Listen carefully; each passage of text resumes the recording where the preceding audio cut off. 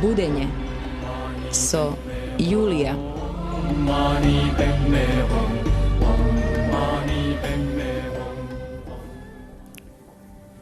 Еднаш беше тој на едно место и се молеше. Кога престана да се моли, еден од неговите ученици му рече: Господи, научи не да се молиме како што ги научи Јован учениците своји. А тој им рече: Кога се молите, говорете: Оче наш, кој си на небесата, да се свети името Твое, да дојде царството Твое, да биде волјата Твоја, како на небото, така и на земјата. Лебот наш насушен, дај ни го денес и прости ни ги гревовите наши, како што ги проштеваме и ние на нашите должници. И не воведи не во искушение, но избави не од лукавиот. И им рече: Ако некој од вас има пријател и отиде кај него на полноќ, па му каже: Пријателе, дај ми на заем 3 леба, зашто ми дојде еден пријател од пат и немам што да му принесам. И ако оној однатре му одговори и рече: Не ме обеспокојувај, портата е веќе затворена и децата се со мене во постела, не можам да станам да ти дадам. Ви велам дека макар и да не стане да му даде, затоа што му е пријател, сепак ќе стане заради неговата настојчивост и ќе му даде колку што му треба. И јас ви велам, молете и ќе ви се даде, барајте и ќе најдете, чукајте и ќе ви се отвори. Зашто секој што моли, добива, а кој бара, наоѓа, и на оној што чука, ќе му се отвори. Почитувани пријатели, добро вечер. Ова беше од Библијата, Евангелието по Лука, глава 11. Вечерва, со посебна посветеност, а пред се благодарност, ќе зборуваме за најсветото нешто при обраќањето и заедништвото со Бога, а тоа е молитвата. Зошто молитвата е толку важна? Колку, како, кога и зошто се молиме? Ќе позборуваме и повеќе вечерва ќе дознаеме од мојот почитуван гостин, презвитер Ивица Тодоров, Скопска епархија на Македонската православна црква. Отец Ивица, повелете. Добро вечер. Добро вечер. Мене навистина ми е драго. Исто така. Вечер во мој гост. Благодарам на поканата. Повелете. Така.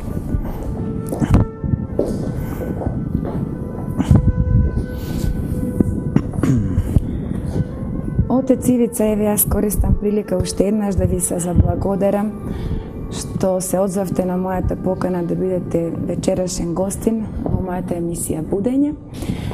Бидејќи мислам дека со вас на најадекватен начин ќе ја начнеме оваа тема за која што јас веќе ја најавив. Еве јас би почнала вака, дека зборот духовен денеска ние многу често го слушаме и се употребува, но јас би сакала вечерва да зборуваме за духовноста, тоа за духовниот живот, а кога велам така, тогаш јасно мислам на христијанскиот живот како што е дефиниран во Новиот Завет. Сега, молитвата пак, таа лежи во срцето на она што луѓето го нарекуваат духовност, и бидејќи молитвата е еден широк поем, затоа што таа им припаѓа на сите, молитвата без разлика на религиите какви се, ја има секаде и доаѓа во еден, да речеме, вообичаен облик.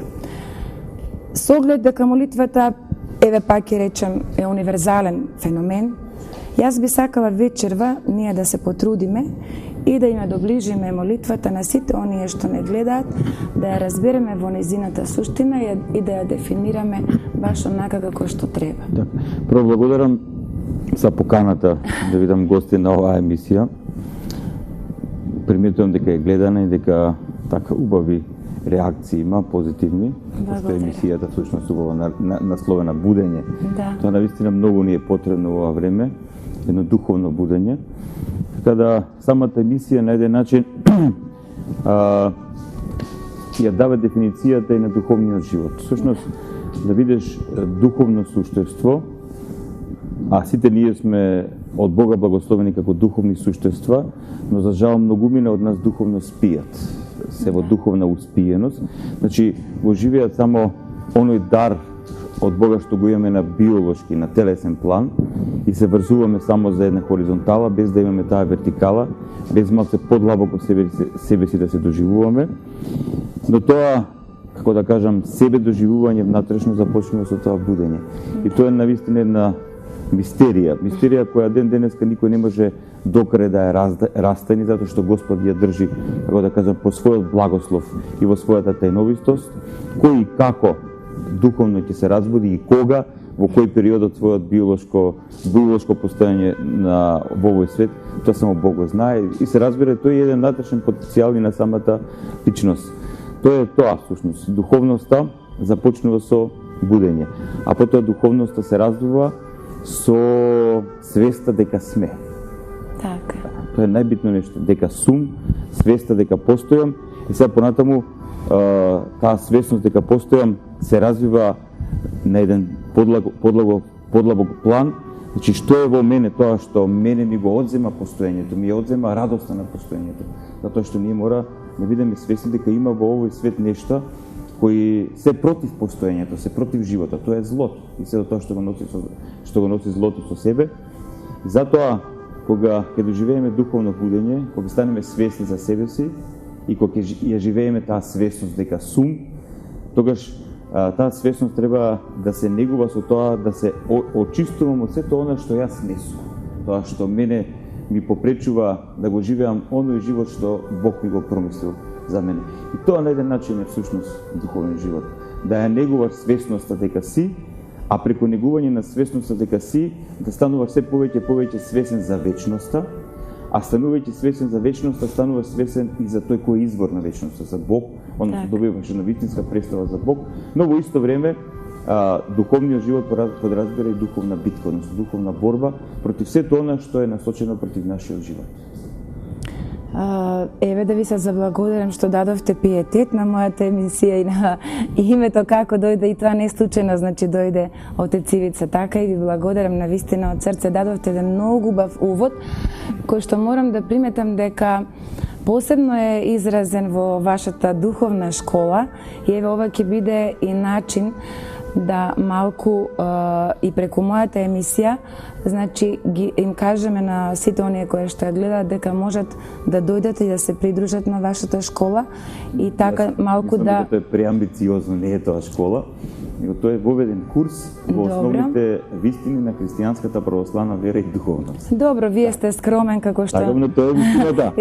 И како што, и што е одлика на еден духовник како што сте, добро. Но јас еве би сакала да малку да придонесем и секој оно што ќе сака може да го посети тој воведен курс. Еве сега некако, значи да почнеме со она што не е темата вечерашна, со молитвата. Како ќе ја дефинираме, Отец Ивица, молитвата? Значи таа, еве, често пати слушаме и читаме и знаеме дека е всушност разговор со Бога. Ако Бог ги слуша, значи нашите молитви, како ние ќе ја дефинираме молитвата или како е најдобро да се молиме? Значи, вака сега, како што и започнем на самиот почеток, молитвата е врзана со нашата свесност. Да. Значи, со свесноста во однос на тоа на кое духовно ниво сме. Сега, во однос на нашето духовно ниво, на такво ниво ќе биде нашата молитва. Видите, оние луѓе што се на најниско духовно ниво, нивната молитва е исполнета само со барање. Барам ова, барам и така натаму. И многу често, кога ќе разговарате со такви луѓе, ќе приметите дека тие воопшто не ни обрнуваат внимание за тој пред кого тоа они ги кажуваат своите барања, своите желби. Не размислуваат за Бог. Они по дефолт прифаќаат дека постои таму некакво вечно суштество И тоа вечно суштество на еден начин според нив треба да ги исполнува нивните барања, нивните желби, ако не ги исполнува ќе му се налутат. Па и обично се лутат. Така. Тоа е инфантилно ниво, тоа е детско ниво, така? За жал многу мина го имаат и тоа. Тоа е ниво всушност испроектирано од нивната, како да кажам, состојба на детство, кога со своите родители градале таков однос. Сега, ако нивните родители не им исполнена некаква желба, одма се лутат и сега упорни се за да некаква желба нивна биде исполнета.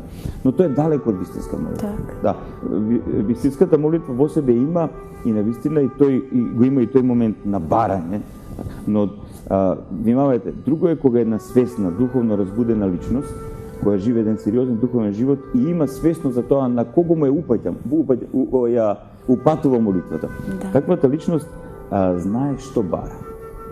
И најчесто тие нешта што ги бара не се желби, фиксации од овој свет, туку се работи кои се поврзани со личниот духовен живот на таа личност. Затоа што ние кога од Бога бараме водство од Него, бараме да ни открие некаква состојба или да ни разјасни некаква состојба во која моментално се наоѓаме и така натаму, да не запази од некакво искушение, да не запази од некаква наша слабост и така натаму. Тоа се веќе барања кои се длабоко поврзани со нашата духовна состојба и се врзани со нашиот духовен живот. И понатаму имаме состојба на молитва која во православната црква се нарекува состојба на непрестана молитва.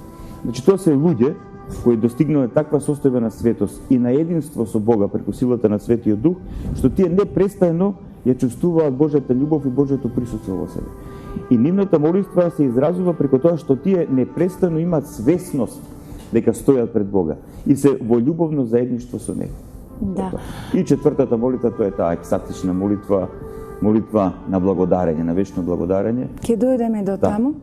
Еве, јас би сакала вака, значи луѓето кај нас не дека не сакат да се молат, тие се молат, одат во црква, значи ги посетуваат храмовите. Или обично кога ќе дојдат во некоја тешка ситуација и оние кои што не се молеле, кога ќе дојдат во некоја тешка ситуација, дали материјална, дали кога некој од блиските ќе дојде во некоја состојба на болест и така, и тогаш луѓето почнуваат интензивно да бараат помош од Бог, а до тогаш да и многу малку го спомнуваат.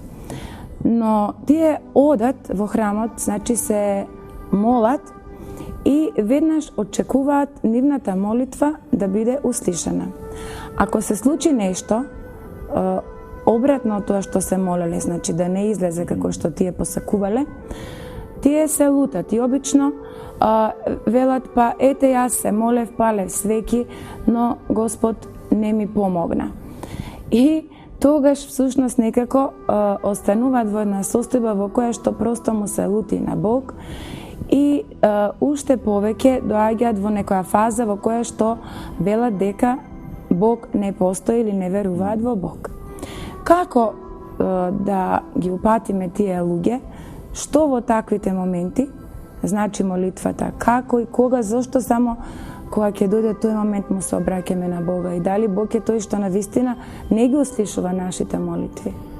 Значи, кој е тој момент? Тој момент се случува кај оние личности кои не негуваат вертикала во себе, односно духовен живот. Воопшто имате луѓе кои скоро ни 5 минути, море кај 5 минути, ни минута од своите 24 часа што Господ им ги дарува, не посветуваат на себе си, на својата духовна природа, не посветуваат на ништо духовно, не посветуваат на Бог. И таквите луѓе немаат никаква представа за Бог. Но, или живеат во состојба на лажна известност. Затоа што многумина, може така некако и животот во некој период ќе им биде погоден, се чувствуваат дека се силни, дека се моќни и дека лагодно живеат и чувствуваат известност дека оние ја контролираат целата ситуација. И сега кога ќе дојдат во ситуација да сватат дека не живеат во состојба на полнота на известност, дека живеат во крајна неизвестност, живеат во крајна слабост, живеат во крајна скршливост, односно до сега живееле во една илузија што се они си ја граделе во својот ум, и кога таквите личности како плод на својата неизвестност ќе се обратат кон Бог. И сега они многу често, како што реков, немаат некаква представа за тоа кој и што е, они така натаму. И сега тие се обраќаат најчесто со позиција на власт. Значи сега, како што на многумина им заповедаат нешто да се направи, сега му заповедаат на Бог, така и така, види сега, дај ми сега она што ми треба. Без да разбера дека се што постои во овој свет е плод на Божјата промисла, на Божјото допуштение, но и плод на секоја слободна волја на секој од нас. Значи, многу е комплексна работа. Било што да правиме во овој свет, многу е комплексна, особено па кога ќе упатуваме молитви кон Бога. И сега, таквите луѓе, такви какви што се, кога ќе упатат своја молба, ама онака не покајна, не од срце, не онака со искреност, не со вистинско сознание дека стојат пред Бог, туку како да пуштиле некако писмо до некаков апарат за исполнување на желби, и ако не ја добијат желбата, ако не им се исполни желбата, тие почнуваат да се лутат и уште толку, како да кажам, се одвраќаат од духовност и велат не постои Бог, не постои духовност и така натаму, не сваќајќи дека тие се уште се во својата илузија, не сваќајќи дека тие се уште го темелат животот на умислата дека самите тие се богови. Тоа е целата приказка. Дека Бог е во нив, всушност. Не. Они се мислат дека се богови. Друга работа. Да, тие мислат дека се богови, но Бог не пребива во нив. Зошто? Не пребива затоа што тие се богови. Е тоа. Затоа што центарот, таму престолот кај што треба да биде во нашето срце Божјата благодат или Божјото присуство, најчесто е нивното его, односно нивната представа за себе, за својот живот и така натаму. И тоа место е заземено за Бог. Бог не може таму да присуствува затоа што некој друг го узурпирал. И тоа е тоа. И во една таква ситуација таквите луѓе немаат контакт. Прво немаат контакт со себе си, со вистинската реалност во овој свет, а да не зборам за Бога и така натаму. Но да не забораваме дека Бог и такви какви што сме не љуби. Затоа што ние сме негови созданија и тој кога ќе ни допушти или дозволи една состојба да ја разбереме неизвестноста, да ја разбереме ситуацијата дека сме во илузија, дека сме у некаква его приказка, и кога ќе почне да ни се руши таа его приказка, ние треба да допуштиме Бог како нашиот единствен вистински учител да допуштиме да ни ја скрши таа его приказка, не да почнеме ние самите да си ја залепуваме и да плачеме дека тој ни ја крши така натаму. Бог е единствениот кој може да ни ја скрши таа его приказка во нас. Значи, кога најтешко е да се човекот да го менува своето его, е, да го види всушност своето его. Така. Тоа е најтешкиот момент и луѓето често и не признаваат дека имаат его. Добро, некои признаваат, и да го признаваат, тие се гордеат, значи се гордеат со своето его и велат дека тоа е добро, па да, тоа е така. Колку горделивоста, еве, да речеме во тој поглед на духовноста штети. Така. Сега, значи, кога ќе се отвориме на вистински начин за Бог, за тој што е вистинскиот, кога ќе почнеме да црпиме информации за Него преку она што тој ни го открил, а е запишено во Светото писмо, во Стариот Завет, во Новиот Завет, ке светите оци на црквата и така натаму, кога ќе ја разбираме Неговата волја, Неговата вистина, тогаш ние како да сме пред некој огледал. Значи, почнуваме да се гледаме во Неговата вистина и гледајќи се во Неговата вистина, гледаме што во нас не е вистина. И ние, кога го читаме Светото писмо, кога ги читаме светите оци на црквата, ние дознаваме дека на Бога му е одбивно состојбата на гордост, значи надменост, состојбата на суета, што е на дух, личност на празноти, или состојбата на желба за властување, да владееш на другите, состојбата на егоизам, на подлост, на лага и така натаму. Значи човек кој е во таква состојба, тој е во нечиста душевна состојба или духовна состојба и таквите луѓе, како да ви кажам, се наоѓаат како во еден оклоп, буквално оклоп кој нивната духовна нечистотија не може да проде преку тој духовен оклоп и затоа тие на еден начин се духовно загушени и затоа кај нив нема молитва. Нема молитва, нема духовно зрачење, нема зрачење на нивната душа и нема вистински радост во нивниот живот, затоа што они се во фиксација, буквално имаат фикс идеја во главата која се ја одржуваат. Но реков, кога Господ ќе благослови да ни се сруши тој оклоп, треба да бидеме радосни. Боли, навистина боли. Да. Тоа е тоа затоа што ние сме научени на лажна известност, на некоја наша представа за себе си кога, супериорна. Отец Ивица, кога, еве сега го рековте зборот боли, сега некој кога ќе го долови тој збор, ќе си каже што е тоа што боли, зошто?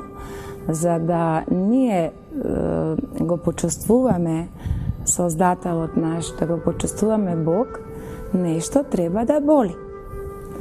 Значи, патот кога човекот се крши во себе и кога доаѓа до спознанието за Бога, малку ако можеме вака да го начнеме, затоа што тој нормално неминувано минува и низ болка, но еве за тие што не знаат, да кажеме зошто е тоа така. Пак, затоа што ако јас долго време работам нешто, еве например поправам кола. Сега сум до тука со не знам таму нечистотија, со улје, не знам што. И сега за тоа ја долго време сум таков и не сум се чистил и сега да го исчистам тоа, треба многу силно да запнам.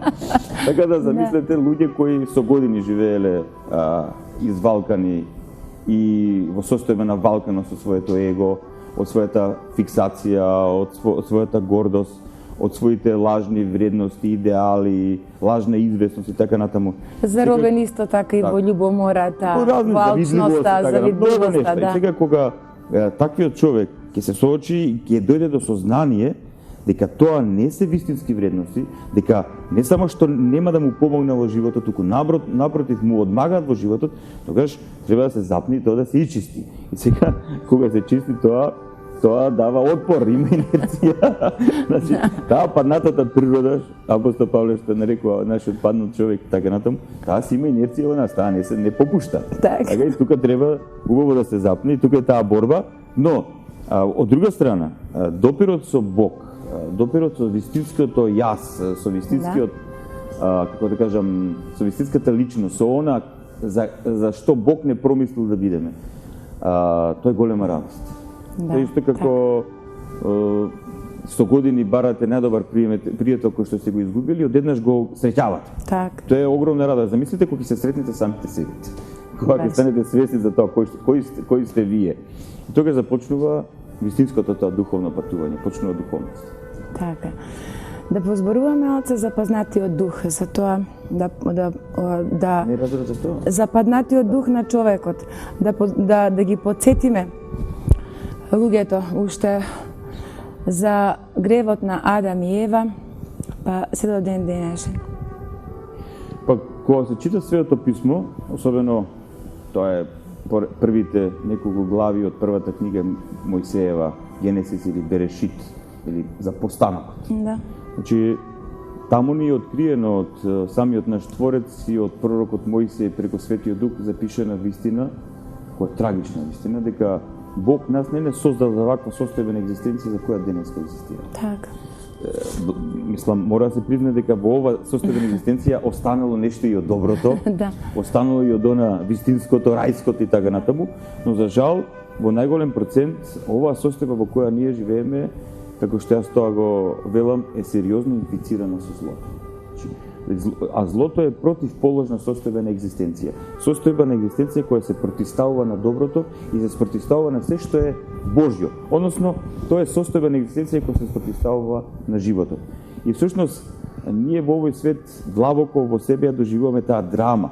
Да. Значи, на таа борба меѓу доброто и злото, меѓу вистината и лагата, меѓу животот и смртта, меѓу вистинската слика за Бог и лажната слика за Бог. И сега кога малце подлабоко ќе навлеземе и во вистината за доброто, но и во вистината за злото, ние ќе видиме како што Бог е извор на доброто, ние ќе разбереме дека и злото има свој извор. Тој е оној кој ние го нарекуваме отпадна светлоносец, Да. Луцифер, тоа е тоа, или Сатанаил, оној кој свесно и слободно се спротивставил на Бога и се спротивставил на доброто внатре во себе. И станал зло. Да. И ние гледаме денеска, особено кога малце повеќе духовно ќе пораснеме, кога ќе имаме колку толку некаква состојба на свесност и увид во нашиот ум или во нашиот ментал. Значи, ние кога имаме, особено тоа се постигнува со Исусовата молитва, што е емисијата за молитвата. Да, особено тие што ќе разговетнеме малку тие што практикуваат Исусова молитва, значи кажувањето на Господовото име, Господи Исусе Христе, Сине Божи, помилувај, кои имаат веќе посериозна пракса во тоа, значи кои имаат увид во својот ум. Тие многу често ни говорат за тие жестени стрели на лукавиот, како што ги нарекува апостол Павле, значи тие помисли. Че буквално ти влегува во твојот ум, во твојот ментал, некаква ментална, емотивна порака која не е твоја. И почнува да бара простор да те освои. Значи, простор, прво на ментален план, се бори со твоите мисли, но ако човек не знае, не е духовен како што треба и нема духовна сила, тогаш таа многу брзо нема духовен имунитет, таа жештена стрела или таа ментална зла порака многу брзо го завладевува менталот или нашиот ум, го завладевува нашето срце, нашиот емотивен дел, ја завладевува нашата волја, па преку тоа и целиот наш живот. И многу често ќе видите како некои луѓе цел живот се всушност нечии марионети, односно марионети на злото. Гледате дека некој порок, некаква страст, некаква фикс идеја, некаква илузија, некаква лажна представа за себе ги држи во робство. Да. Значи, робството доаѓа од менталот, кој им е заробен. Сега целиот процес за да дојде до ослободување од тоа духовно робство, прво треба менталот да се ослободи, односно умот, па потоа срцето, па потоа волјата и потоа целата наша душа. И тоа е еден сериозен процес, како што рекол премалце, процес кој го започнува самиот наш Бог. Кога го крши тој наш оклоп, кога го потикнува тоа наше будење од злото, и ние таа состојба нарекуваме покаяние. Или метаноја на грчки, што значи промена на умот. Значи, човек што доживеал покаяние, он доживува промена на умот. Умот му се менува. Тој почнува да му се менуваат мислите, почнува да му се менува вредносниот систем, почнува да му се менува доживувањето на животот. И ми се чини дека најтешко е луѓето да сватат оцес дека кога зборуваме, кога ќе се спомне самиот збор покаяние, дека тоа за нив е нешто толку, да речам, страно. Па како сега, зашто да се покајат? Заради тоа што едноставно човекот не може да свати дека направил некој греф или одредени работи не ги смета за греф. Напротив, ги смета за нормални и смета дека тоа во денешно, да речеме, време, така треба да функционира. И си вели кога може ово или оној, па зошто јас да не, нели? И едноставно некои работи, а тие се и така некои ситни мали лисици кои што ни се провлекуваат, од најситните, значи, гревови кои што ги правиме, па да не речам до оние крупните, луѓето просто не се ставаат во ситуација дека направиле некој греф. Како еден човек да свати дека е грешен, дека од многу одамна почнал да греши и како да дојде во состојба на покаяние, да се покае за својот греф? Значи, прво и основно треба да разбереме дека покаянието не е каење. Значи, има луѓе кои се кајат, ќе направат нешто и според нив тоа е добро или лошо, според нивниот критериум. Да. И тие се кајат, ама тие не си го минуваат својот живот. Може и во моментот ќе се покајат затоа што не направиле вака или онака, ама тоа не е покаяние. Да. Тоа е каење. Кога се каеме, тоа е друга работа. Покаянието е промена на внатрешната состојба на нашата личност. Значи, покаянието е момент во кој Божјата светлина, односно силата на Светиот Дух, како што ја нарекуваме ние, навлегува во внатрешните простори на нашето битие, на нашата личност. И Бог со таа своја светлина, која е топла и љубовна и радосна, на еден начин однатре ни ја потикнува нашата свесност и како да ни пали некаква внатрешна ламба или рефлектор, а тоа е совеста наша. Така. Значи, кај многумина совеста е притаена или изгаснати, така натаму, така натаму, да. А сега кога Бог ќе ја допре нашата совест преку покаянието, ние преку нашата совест осознаваме што во нас самите и во нашите дела не е добро. И тогаш човек станува свесен за гревот. До тогаш не може да стане свесен за гревот, затоа што совеста му е притаена или исклучена, или како да кажам, многумина свесно не ја користат совеста. Затоа што јас многу пати сум го слушал ова за жал. Луѓето ми велат, Отец Ивица, ако сакаш да успееш во овој свет, во кој свет? Значи во овој свет, значи во светот на егоизмот, во светот на подлоста, во светот на манипулацијата, во светот на профитот, во светот да властуваш на туѓите животи и така натаму, навистина совеста тука е опасна работа.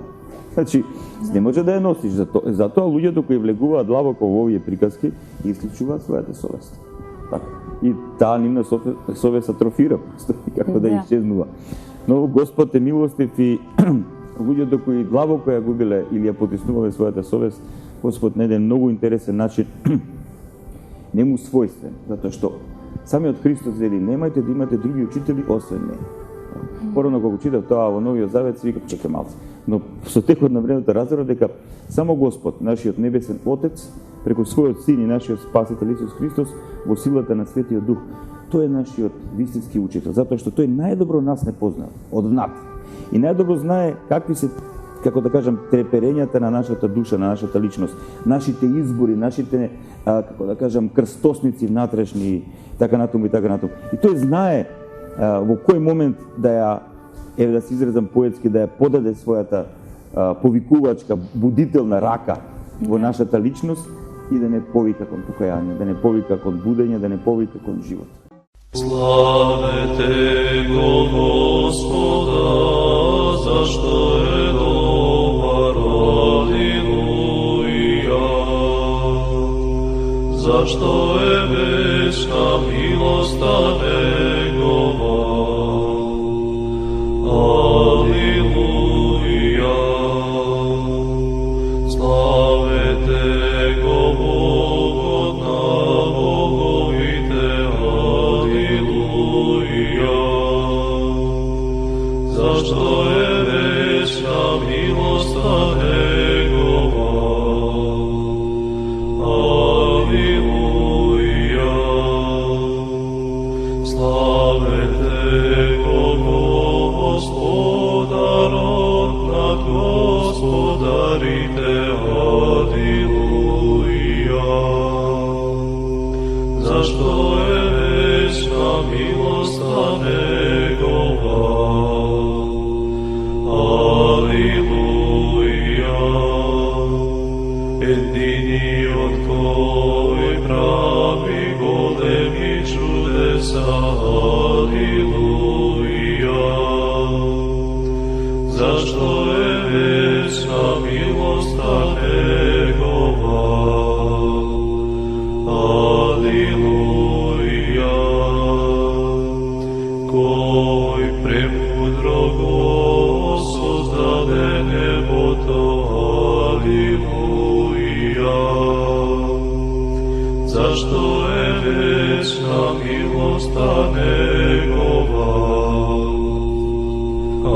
алилуја. Кој ја утврди земјата врз водите, алилуја.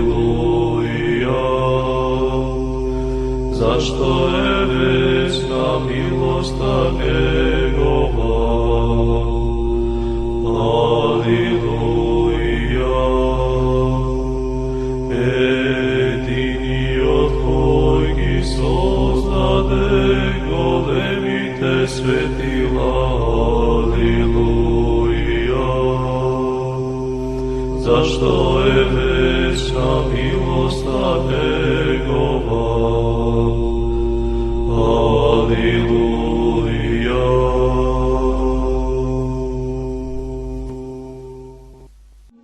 Будење со Јулија. Дали може би, да речеме, кога би, за да човек полесно го ја усвои молитвата и полесно да се приближува кон Бог, нели еден од начините да речеме почесто својата свест да ја исполнува со Божји мисли. Малку почесто да другарува со тоа. Едноставно да имаме Божји мисли било каде да тргнеме или некоја кратка молитва која што ќе ја носиме со себе како таква и која што вие како духовен отец би ја препорачале за да просто човекот се навикне да си всадува себе си Божји мисли, значи во својата свест да ги всадува и на тој начин некако да се приближи до Бога. Значи вака тие луѓе што веќе доживеале покаяние, кои веќе се на еден начин по патот на спасението, зачекорени по патот на спасението, тие веќе разбират дека треба да прифатат духовна дисциплина. Да, тие разбират апсолутно дека е така. Значи, многу е тешко да им го објасниме на тие луѓе што се прашуваат што е тоа. Затоа што често пати кога зборувам, си мислат дека не знам, не сум токму или не знам дека нешто измислувам. Но значи многу треба да научиме во духовниот живот, има духовни законитости кои треба да ги знаеме. Така. Значи не може на духовно неразбуден човек да му се кажува духовни истини. Тоа исто како да земете на човек кој телесно спие и вие со него да разговарате. Да. Кој навистина спие, се нешто се преправа дека спие. Може да разговарате вие со него, може да му кажувате не знам тамо што сакате, но тој спие, тој е во својот свет, тој е во својот сон. Така да и со духовно неразбуден човек, вие може да разговарате, ама тој е во својот сон, тој е во својата фантазија, тој е во својата фиксација или во својата представа за светот и за себе. Вие може да говорите многу работи, вие ќе си говорите на еден начин, тој ќе ве толкува на друг начин и толку. Значи целата приказка со духовниот живот започнува, како што вели и самиот наш Господ и Спасител Исус Христос, со покајанието, со духовното будење. Кога човек духовно ќе се разбуди, кога ќе ги осознае тие нешта кои го радуваат во себе си, но и кога ќе осознае кои нешта се борат против него, тогаш треба да започне со духовна вежба, односно со духовен тренинг, со духовен подвиг. И еден битен подвиг во духовниот живот е молитвата. Така. Значи, затоа православните христијани, говорам за оние што се во свет, не во оние што се во манастир, оние целиот свој живот го имаат посветено на тоа, но православните христијани кои се во светот, кои се членови на заедницата на црквата, ама не се во манастир, тие според нашето предание, според нашата пракса треба да се имат молитвено правило. Молитвено правило. Сега треба да има духовен раководител кој ќе им даде молитвено правило според нивниот духовен раст. Да. И свесност и потреба, така натаму. Духовниот раководител проценува за тоа. Значи, духовниот раководител им дава на своите духовни чеда, на тие што ќе раководи духовно молитвено правило, кое се кажува 2 пати во денот, значи наутро и навечер пред легнување. Си има молитви, од молитвеникот или плюс минус, значи духовниот раководител тоа го одредува. И се разбира, значи тоа е основата, тоа е темелот. Така. Тоа е темелот, значи мора да се практикуваат тие молитви. И се започнува од почеток со пишани молитви. Значи мора да влеземе во духот на молитвата. Значи молитвите во молитвениците се молитви искажувани од големи и во Светиот Дух благословени и водени свети отци на црквата. Секогаш ги читаме нивните молитви, со текот на времето ние го развиваме тој молитвен дух. И нашиот ум на еден начин го насочуваме во таков молитвен дух, да кажам, во една таква насока.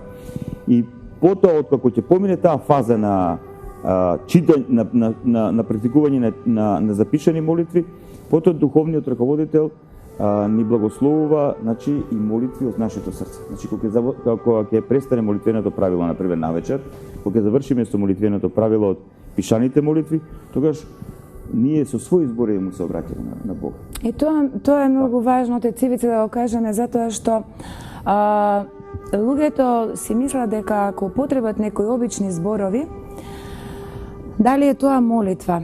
Но јас би сакала тука да начнеме колку е битно, значи, кога се молиме, дури и ако не се тие пишани молитви да ги знаеме од збор до збор, но кога се од срцето, кога ние тоа го чувствуваме, значи, внатре во нас и го правиме од срце, како тие тогаш молитви допираат и колку се... Ако ги читаме ние светите отци на црквата кои навистина завлегле во тајната на молитвата, еве баш пред некој ден може и заеднички така го гледавме текстот на Свети Теофан Затворник, што е за мене еден од најсветите луѓе на црквата православна, кој најдлабоко влегол во тајната, во историјата на молитвата. Самиот тој претварајќи се на еден начин во една непрестанна молитва. Да. Значи, самиот тој вели, кога се читаат молитвите од молитвеникот, доколку ние немаме молитвена расположба внатре во душата, Да. тие молитви се пусти и празни. Така. Затоа самиот тој не поучува овака. Пред да пристапиме на молитвата, тоа наутро малце потешко е, особено за тие луѓе што работи така натаму, но навечер е убаво, значи, да си одвоиме време за себе си, односно Да. за нашиот разговор со Бог. Тоа е за Да. молитвата. Значи, нашата молитва да биде поврзана прво со една интроспекција за тоа како сме го поминале денот. Да. Значи да застанеме вака пред Господ и пред својата совест, да видиме што сме направиле денеска квалитетно и неквалитетно, полезно и неполезно. Потоа да прочитаме нешто од Светото писмо или од некој свет отец, некоја духовна литература. Значи на еден начин да ја подготвиме во себе фреквенцијата за молитва. Да. Фреквенцијата за разговор со Бог. И потоа да поминеме на молитвата. Значи мора да се подготвиме, да не биде молитвата сува. Затоа што како што често велат некои оци на црквата, самата устна молитва, без приклучување на нашиот ум, на нашето срце, на нашата душа, таа нема сила, како да кажам, на еден начин да се издигне пред Господа во една образна, поетска смисла на збор. И всушност, затоа што молитвата не му е потребна на Бог повеќе како таква, туку таа е битна за нас. Апсолутно така. За нас како обраќање. Отец, дали би сакале ве сега во оваа пригода, јас би сакала сите верници ја знаат Оче наш молитвата. Така. И значи таа е основната молитва и затоа јас и со нејзија почнав емисијата, затоа што мислам дека таа за секој ден човек што го чувствува Бог, па дури и за оние што се најмалку упатени, зашто секој ден човек во животот еднаш ќе дојде кога ќе го побара Бог. Значи и таа молитва има кај секој го оставени траги, барем секој знае по некој збор од нејзе. Значи... Да можеме вечерва во оваа пригода да ја разговетнеме малку по убаво да знаат луѓето што значи самата. Кога апостолите го прашуваат нашиот Господ и Спасител како да се молат, Да. тој им објаснува и им ја кажува тогаш молитвата Оче наш. И всушност Оче наш молитвата е темелна молитва за христијанската вера. Значи во молитвата Оче наш на еден начин Христос ги концентрирал сите тие нешта што ни се потребни кога комуницираме со нашиот Бог, со тој што е. И сега тој започнува со многу битен момент. Татко наш или Оче наш. Значи за нас христијани преку Синот Божи кој стана човек во силата на Светиот Дух, тој што е вечниот, сесилниот, нашиот Творец, ни се откри дека е наш небесен татко. Да. Што тоа значи? Дека тој има однос кон нас како родителот кон своето дете. Ние знаеме родителите каков однос градат кон своите деца. Да. Која е таа грижа и кои се тие односи кои не прифаќаат пристап на кантар. Значи нема колку ти давам, толку ти ми дадеш и така натаму. Тоа е една неискажлива љубов и жртва. И сега сето тоа кај Бога на не знам кој степен. Тоа е тој, нашиот небесен Отец. И затоа Христос вели Оче наш. Значи ние на тој што му се обраќаме со зборовите Татко наш или Оче наш. Кој си Се на небесата? слави името Божие Кој си на всушност, небесата? Значи се кажува дека тој е над просторот и времето. Битие кој е над просторно и над времето. Да се слави името Твое. Значи секаде ние со нашиот живот да го прославуваме неговото име, вистината за него. Вистината за него, апсолутно. Потоа дојде кралството Твое. Што значи кралството? Оче наш кој си на небесата, се свети името Твое, да дојде царството Твое. Така. Значи ние го повикуваме, ја повикуваме онаа состојба на постоење за која ние сме создадени од него. Тоа е неговото владење. Да. Значи, тоа е неговото владење. Значи ние сме отпаднале кога сме се инфицирале со злото, ние сме отпаднале од неговото владење, од таа негово присуство, тоа е таа совршена состојба на постоење. Затоа велиме да дојде царството Твое. Значи таа совршена состојба на постоење, Господи, сега во овој ваков свет и во овој ваков живот внедри го тоа внатре во мене. Затоа што Христос вели вака: царството Божие е внатре во вас. Односно, од првин додека сме во овој свет, Ние тоа Царство Божие треба да го оствариме внатре во нас, за да по денот на Воскресението и страшниот суд Господ не всели во таа вечна состојба совршена постојање, односно во своето царство. Потоа велиме да биде волјата Твоја. Да. Волјата, ние се повикуваме на неговата волја. Што значи тоа? Тоа значи дека мудар е тој човек што знае да искористи волјата на поумниот и подобриот од себе. Значи, мудар е тој човек што се отвара да биде ученик. Денеска луѓето не сака да бидат ученици, во истинска смисла на зборот. Сака да бидат учители. Сите сакаат да бидат учители, да. Сака да си ја промовираат својата волја, односно својот егосистем преку својата волја, така како што тие разбираат, но Бог бара од нас предаденост, посветеност како ученик кон својот учител. Затоа што ние инфицирани од злото и искршени од гревот и од многу други нешта во овој свет, многу тешко понекогаш знаеме што да избереме и кај да ја насочиме нашата волја. И затоа велиме да биде волјата Твоја. Како што е во небесните сфери, така да биде и во овој свет, така да биде и во мојот живот, така да биде во моето семејство, во мојата татковина, во мојата црква, во овој свет и така натаму. Потоа велиме лебот наш насушен. Кога човекот се моли еве за материјални, за основни потреби. А од лебот наш насушен кога молиме. Наш секојдневен и така натаму е било преведот. Значи, дарувај го она што нас дарувај го она што од тебе имаме како секојдневна потреба. Така. Тоа е Христос на беседата на гората им вели на учениците околу себе: не се грижете за јадење, за пиење. Така. Како што птиците и сите животни, никој не се грижи за нив, па Господ се грижи и ја покажува својата власт и моќ, така и вие барете го најнапред Царството Божјо, односно таа совршена состојба на постојање, се друго ќе ви се придаде. И затоа тука Христос не учи да разбереме што е она што навистина ни е потребно во нашето секојдневие. Луѓето денеска се да го побрзиме, отец Ивица, бидејќи многу се загрижени за тоа дали утре ќе имат да јадат, дали ќе имат да ги платат сметките, дали ќе може да направат ова или она. И што значи еве таа препуштеност, кога еден духовен човек е препуштен на Бога и кога има такви некои барања, како тогаш човекот го чувствува тоа? Дали е во таков страв, во таква неизвестност, како ќе биде утрешниот ден? Се треба да расчистиме една работа. Не се работи тука за едно инфантилно, незрело, детско препуштање. Да, апсолутно, баш тоа сакам да го докучиме, да. Ја седнам и се Господ, мислам, може и тоа, како што Бог се грижи за пророкот Илија, за другите пророци, светители и така натаму, кои биле во посебна состојба, тоа е друга работа, но прво и основно, Бог од нас бара да бидеме домаќини, односно одговорно да одговориме на предизвиците на животот. Сега, самиот тој знае дека ние живееме во неизвестен свет.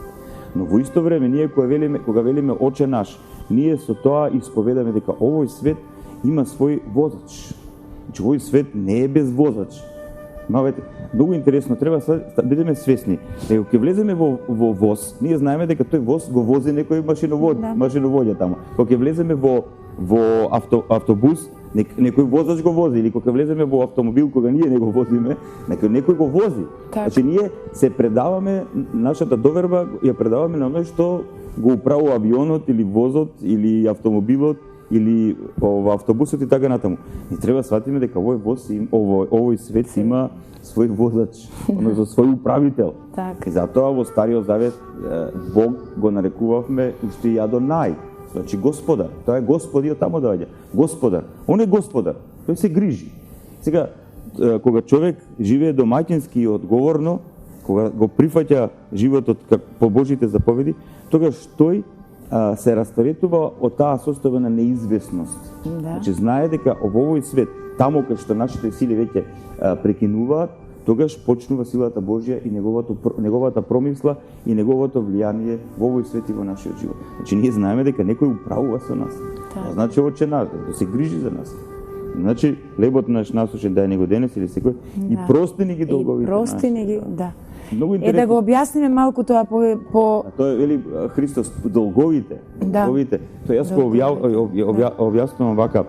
Значи, кога ние потикнати од злото, му правиме зло на некој човек, ние одзимаме од неговиот живот, ние стануваме негови животни должници. Јас тоа го објаснувам вака. на оведниот курс кога говориме околу овој проблем со молитвата, конкретно толкувајќи Оче наш, велам, замислете човек кој доаѓа некаде од провинцијата во Скопје и тој не знае каде се работите во Скопје и ти бара, например, не знам, таму некако факултет и сега ти гледајќи го него дека дошол од провинција, гледајќи дека не знае, сакаш да си поиграш со него и наместо да му го пратиш во вистинската насока, го праќаш во спротивна насока. Тогаш што е работата? Тој човек троши 3-4 сата од својот живот. Да.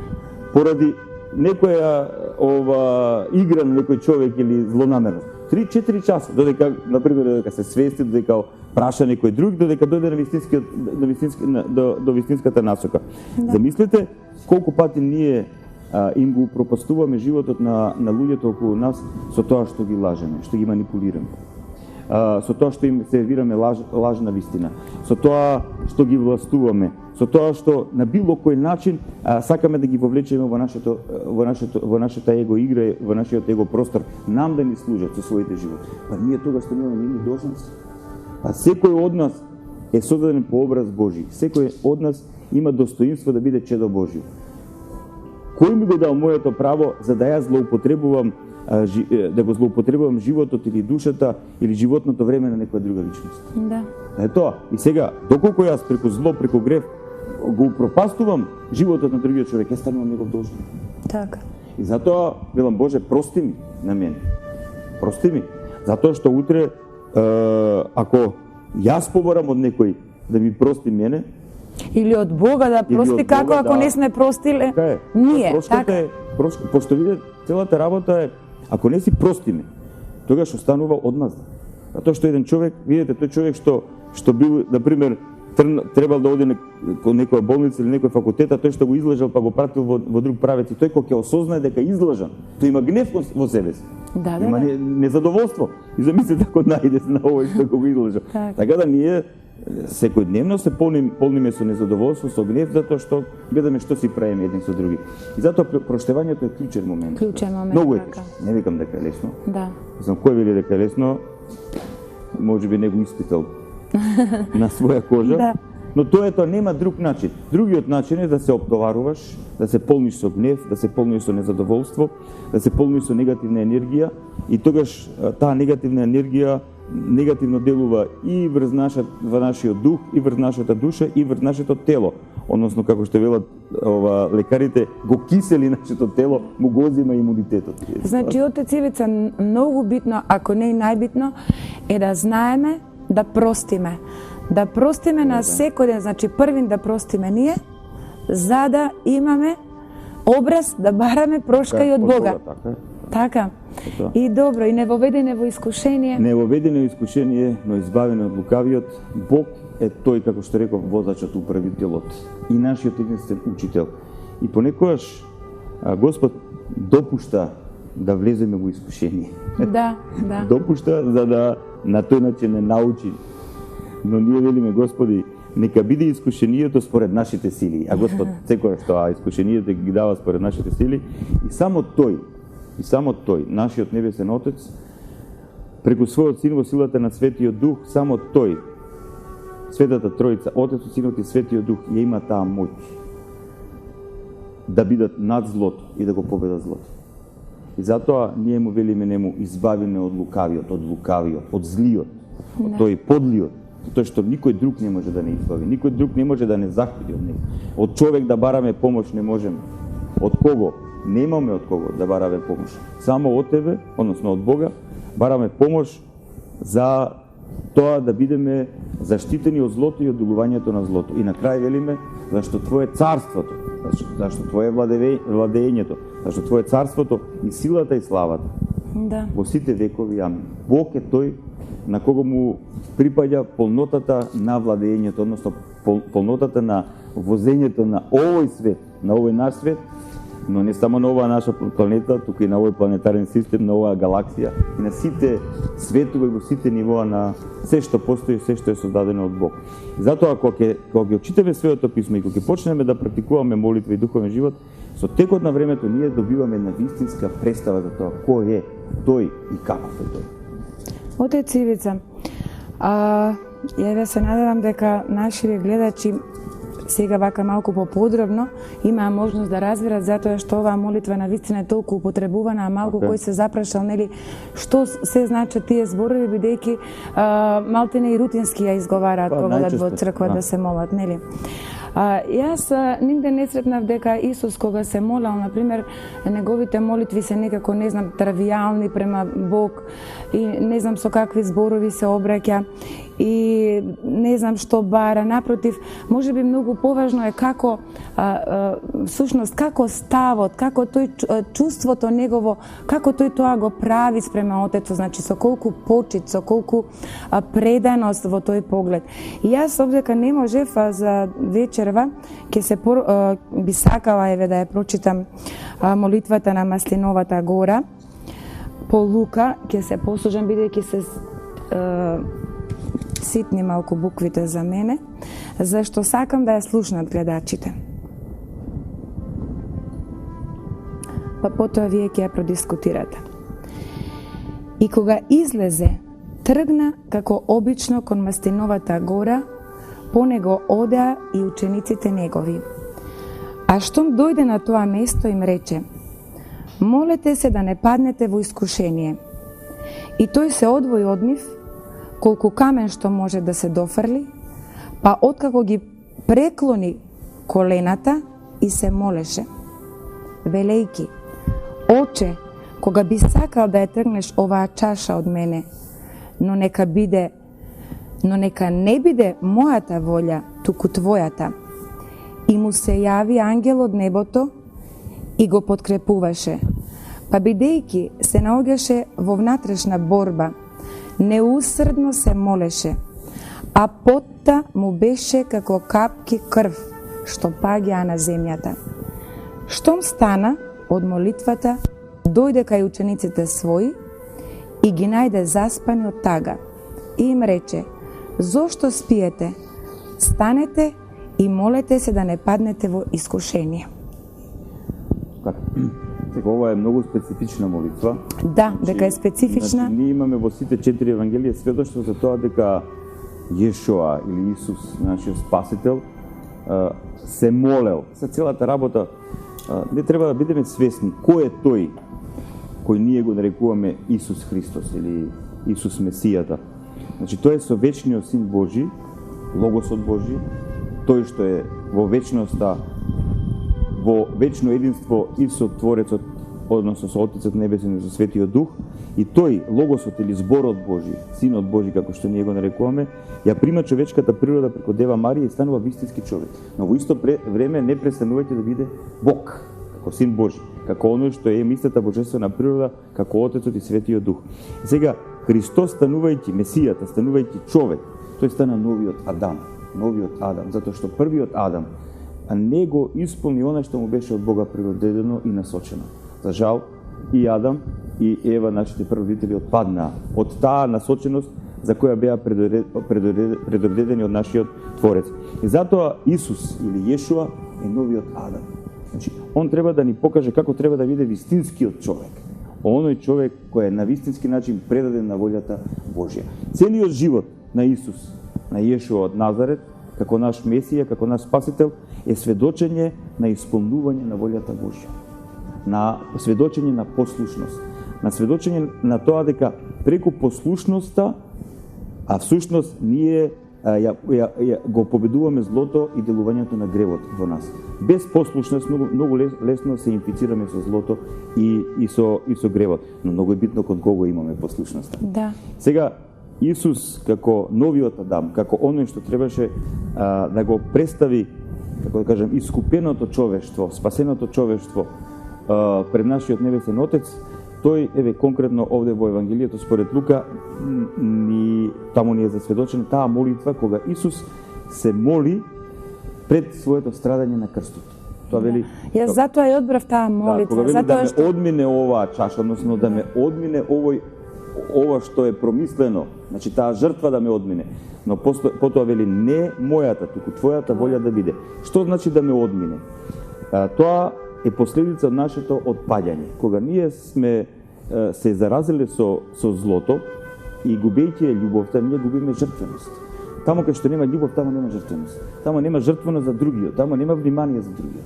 Што тегај? Тоа е принципот на современиот свет, односно на паднатиот свет. Битно ми е за мене да биде добро, а за другиот што ми е гаеле. Тоа е негов проблем. И сега Христос како новиот Адам, како нашиот спасител, како образот на вистинскиот човек, кажува не мојата волја, не волјата на паднатото човештво, него твојата волја да биде очи. Значи, да се покаже дека овој свет има смисла единствено преку љубовта што се жртвува. И Христос, преку љубовта што се жртвува на крстот, го победи злото како принцип на постоење и го победи изворникот на злото, односно сатаната. И со тоа ни покаже, ни докаже дека само љубовта што се жртвува е единствената сила, единствената енергија или дејство која има моќ да го победи злото. Таму кај што има љубовна жртва, односно грижа за другиот, таму има напредок. Таму кај што нема љубовна жртва, односно грижа за другиот, таму нема напредок. Земете оваа формула во сите контексти на екзистенција. Семејство, општество, работна организација, држава и така натаму. Таму кај што луѓето не се грижат еден за друг, не се помагаат еден за друг во дух на љубовта, таму нема напредок. И обратно, таму кај што си помагаат, се гледа. Јас ова молитва исто така ја одбрав и заради тоа што тука јасно се кажува како нашиот спасител Исус Христос всушност му се молел на неговиот татко. Клекнувањето на колена, нели, она негово мачење кога неговата пот се претворат просто во капки крв. Тоа не може си го да бараме, тоа е не, тоа не го бараме од секого, но сакам да кажам апсолутно дека не можеме, но зошто е многу битно пред Бога кога се молиме да имаме и таков еден став кој што значи е навистина уствари со тоа да искажеме понизноста која што е многу тешка за денешниот човек, кој ќе му се каже тој збор дека треба пред Бога да стои понизно. Тоа е многу тешко. Па тешко е за егото е тешко да клекне. Да. Така, но а уште потешко да направи како што велиме ние метање голема, затоа што во православната црква така ни останало во преданието, че ние кога се молиме имаме неколку телесни позиции, не зборам за внатрешната состојба. Таа секогаш треба да биде уклучена. Да. Значи, ние се молиме стоечки најчесто. Стоењето е символ на тој синовски однос што го имаме пред нашиот небесен Отец преку Христовата искупителна жртва и после неговото воскресение. Значи, тоа е тоа. И ние, например, на заедничките богослужби, кога не се молиме дома, на заедничките богослужби најчесто ова стои. Да. Сите кога сме на литургија особено, сите стоиме, особено во недела. Значи, стоењето се употребува како молитва позиција и со така клечењето. Значи, секогаш пред молитвата се изобразува честниот крст, значи со тоа се исповеда верата во троединиот Бог и во вистината дека Синот Божи станал син човечки и дека на крстот со својата искупителна жртва не искупил, не спаси. И затоа сите ние како негови чеда, како чедови на неговата црква и преку Светиот Дух, синови и ќерки на нашиот небесен Отец, сите ние му ја принесуваме својата молитва нему, а преку нему на нашиот небесен Отец во силата на Светиот Дух. Затоа што молитвата во христијанството е многу битно што е таа повредено со делувањето на Светиот Дух. Затоа во православната црква секогаш кога започнуваме молитвено правило, дали на лична молитва, дали во заедничка молитва во храмот и така натаму, ние прво го призиваме Светиот Дух. Да. И силата на Светиот Дух да не води. Значи имаме стоечки став, со клечење став, имаме периоди кога користиме метани, тоа значи кога до земја да се поклонуваме и така натаму. Тоа се тие нешта кои ние ги користиме како телесен израз на нашата молитва. Исто така, уште од Стариот Завет и раните христијани се молеле со раширени раце. Многу интересно зашто тоа уште од Стариот Завет останало. Имаме 5 прста. Од една рака 5 прста, од друга рака, а колку Божји заповеди имаме од Стариот Завет? 10. Да. Сега, кога ќе ги кренеш вака рацете, значи, секојаш да се прашаш дали ги исполнуваш заповедите Божји, дали си праведен да стоиш пред лицето Божје, да го повикуваш неговото име. Тоа. Да не биде неговото име напразно повикувано. Така. Бидејќи ни се ближи емисијата кон крајот и навистина имаме уште многу што да зборуваме за молитвата, но неизоставно нешто е да ја спомнеме благодарноста. Благодарноста како таква, бидејќи луѓето многу малку му заблагодаруваат на Бог, секогаш нешто бараат од Бог. и секогаш, значи, нивните барања се приоритетни, но многу малку знаат да заблагодарат, да му заблагодарат за она што секој ден просто бесплатно ни е дадено, ја забораваат неговата милост, едноставно забораваат да му благодарат. Еве да проговориме за благодарноста, бидејќи Исус Христос често му се заблагодарувал на Творецот. Така, значи, кога говориме за благодарноста во православната црква, светата тајна на црквата, всушност, причестувањето е наречена Евхаристија. Грчки збор, значи благодарен. Да. Значи, клучниот момент во литургијата е кога свештеникот ги повикува сите присутни на литургијата да му благодариме на Господ. Да му благодариме на Господ. Значи, благодарноста е состојба на висока свесност и за себе, и во однос на Бог, и во однос на другите луѓе. Значи, да благодариш, да имаш свесност да благодариш, тоа значи да имаш свесност дека некој нешто прави за тебе без да мора тоа да прави. Да. Да, убаво го спомнете тоа. Бесплатно. Да. Е тоа. Да. Значи, понекогаш ние не сме свесни колку луѓето околу нас прават нешта кои ги прават затоа што не мора да ги прават. Затоа што ги прават од љубов, затоа што се чедат Божи, затоа што на тој начин го концепирале својот живот. И тоа кога ќе видиш некој добар човек кој ти прави добро, без никаков интерес, Без никаков, па ти ја да. допира душата и во душата ти се создава состојба на умиление, мир. Да. И ти го кушкаш и му благодариш. А камоли да не му благодариме на тој што се прави за нас. Тоа е една врвна состојба. Да, тој прави све за нас и без да му бараме. Да му бараме, но тоа е наш летесен отец, тоа е неговата одговорност. И дури кога не бараме, тој прави. прави за нас. Луѓето се многу малку свесни дека всушност се што имаат и се што им се случува, и тоа колку се успешни, и тоа колку се паметни, дека се им е дадено од Бога. Некој станува свесен за тоа, некој не станува свесен, некој ќе стане свесен. Значи, во духовниот живот има еден многу битен момент. Значи, секојаш треба да се внимава да се говори во прво лице. Да. Ја дали сум свесен или не сум свесен, така, затоа што многу тешко е да говориме за другите луѓе. Затоа што Бог е тој, управителот, возачот. Да. Тој знае кога ќе му дојде денот на неговото духовно будење. Како што Бог знае кога ќе дојде денот и на нашето телесно раѓање. Така. Да се појавиме во овој свет како биолошки битија. Така тој знае кога ќе дојде и денот на нашето духовно раѓање. Ние многу често сакаме светот да биде според нашата мерка. Не. Светот е тако како што е, а има еден кој го управува. Сега, колку повеќе стануваме негови вистински служители, односно слуги Божи, ама и слуги на слугите Божи, толку повеќе ја разбираме и Божјата промисла, односно Божјиот план за неговото делување во овој свет. А сето тоа се добива со многу други нешта кои ги практикуваме во црквата, значи пост и учество на И баш тоа, молитвата. Одец Ивица, сакав да ве прашам, да проговориме малку околу постот. Бидејќи еве на тие причести кога се оди, значи кога ги слушаме таму сите тие прекрасни молитви, да кажеме зошто постот е толку важен за молитвата. Затоа И што зошто е Христос- составен дел Да, всушност. Христос вели дека обраќајќи се во однос на нечистите сили, неделувањето на Да. нечистите сили, тој вели дека овој род, односно нечистите сили се изгонуваат, односно само преку постот и молитвата ние добиваме сила за да се бориме против злото. И не случајно светите отци постот и молитвата ги нарекуваат наши две крилја во духовниот живот, на нашето духовно летање. Да. Но тоа е многу опширна тема. Сега за на крајот на емисијата, некојаш ќе ме поканите на Добро, има уште малку, имаме уште малку време. Може да позборуваме, но вака, јас би сакала уште малку, значи да кажеме кога често слушаме кога ќе одеме значи во црква и кога ги слушаме нашите отци, умосрдечна молитва. Ете малку да го објасниме и тој поем до гледачите, за да Ако имаме толку време, да би било тоа убаво на кратко прво, да. ќе биде, да.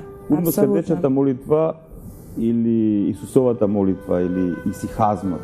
Да. Тој може би врвот на духовната пракса во православната црква. Значи, за таков тип молитва сите сме ние повикани, но не сите доаѓа до тој степен. За сите сме повикани, не е тоа кажано дека мора да бидеш во манастир за да практикуваш таква молитва. Значи, многу битно е во каква состојба е устроена нашата внатрешност, нашиот ум, нашето срце, нашата вера, нашата предаденост кон Бога и нашата решеност за сериозен духовен живот. Да. И сега, кога ние почнуваме да ја практикуваме Исусовата молитва, од почеток се практикува на ментален план. Да. Нашиот ум го врзуваме со зборовите на молитвата и внимаваме нашиот ум да не се отклонува од зборовите на молитвата. Тоа не е многу лесно. Да. Обидете се 10 секунди ќе видите. Да. Значи, кога ќе се концентрирате за зборовите на молитвата, милион помисли ќе ви поминат во главата. Сега, тоа оди со време, полека се практикува преку дарот на Светиот Дух. Значи, на еден Но многу е важно Цивица баш тој момент да им кажеме на луѓето дека стварно треба да го практикуваат и тоа е како еден вид вежба. Значи секојдневно. Затоа што не може луѓето еднаш да речеме во месецот или не знам во годината одат во црква и се молат и сакаат молитвата да биде уште. Односно молитва е многу посериозна. Апсолутно. Да. Значи ја говорев за почетници, тоа се молитвени правила и така натаму. Но за умно-срдечната молитва веќе треба сериозен духовен раководител, значи кој има опит, искуство, самиот тој практикува. И потоа, освен духовно раководство, треба и услови. Значи, човек треба да има време. Така. Затоа што било кој што вежба било што, треба да си одвоиш време. Да. За аеробија како вежба треба да одвоиш време. Значи, треба да бидеш подготвен да жртвуваш од своето време. Тоа е тоа, значи треба да посветиш време. Сега кога ќе посветиш време, преку раководство на искусен духовен раководител, кој има дар и благослов, во исто време и опит личен, да му помага на тој што влегува во таа тајна на умно-срдечната молитва. Тоа е тоа, значи, прво, таа молитва е ментална или умствена, па тука умот го чистиме, се бориме со помислите, и потоа полека стануваме свесни за нашето срце, за нашиот онтолошки центар, за состојбите во нашето срце. Се уште има во нашето срце. Да, се уште има. Сега, преку силата на Светиот Дух, Бог дава дар, умно-срдечната молитва да започне да, како да кажам, само од себе да извира во нашиот внатрешен човек. Но треба да се внимава дека тоа не треба да се разбере како мантра. Сега колку повеќе е мантра, толку повеќе. Значи тоа е една предаденост на Бог. Значи буквално се пушташ во неговите преградки и сега преку молитвата го работиш тој процес на само себе очистување, само себе зреење и подготвување силата на Светиот Дух да делува натре во нас. И кога ќе бидеме ние подготвени за тоа, самиот Бог знае кога ќе биде тоа, он добро го проценува, тогаш ни го дава тој дар на умно-срдечна молитва, кој како извор почнува да тече натре во нас. Сега треба да разговарате со луѓе кои имаат искуство во тоа. Отец Ивица, за крај, вака би рекла, луѓето си поставуваат прашања од типот: што да правам во животот за да бидам успешен, богат, убав? Но всушност едно прашање е битно. Што треба да правам за да се спасам? Ова вака за крај прашање ви го поставувам. Па првото нешто што треба да го направи кога ќе му дојде таквата помисла, треба да биде свесен од што сака да биде спасен. Ако сака да се спаси од сатанското робство, од злото, од гревот, од духовната и телесната смрт, тогаш треба да биде свесен дека имаме само еден спасител, оној кој е наш единствениот гарант, дека може да не спаси, да не ослободи од сето тоа, тоа е Исус Христос. Значи, треба да станеме свесни дека тоа е вратата, самиот те вели, јас сум вратата. Кој ќе влезе преку мене ќе излезе. Значи, кога ќе поверуваме во Христос, кога ќе станеме негови ученици, кога ќе се отвориме за неговото делување преку Светиот Дух во нашиот живот, ние тогаш го започнуваме нашето учеништво со него, сме отворени за неговото водство во неговата црква, така натаму, и тогаш ние започнуваме да разбираме од што на вистински начин треба да бидеме спасени и што значи да биде спасничар. Отец Ивица, ви благодарам за вечерашниот разговор, навистина ми беше чест што бевте мој гостин.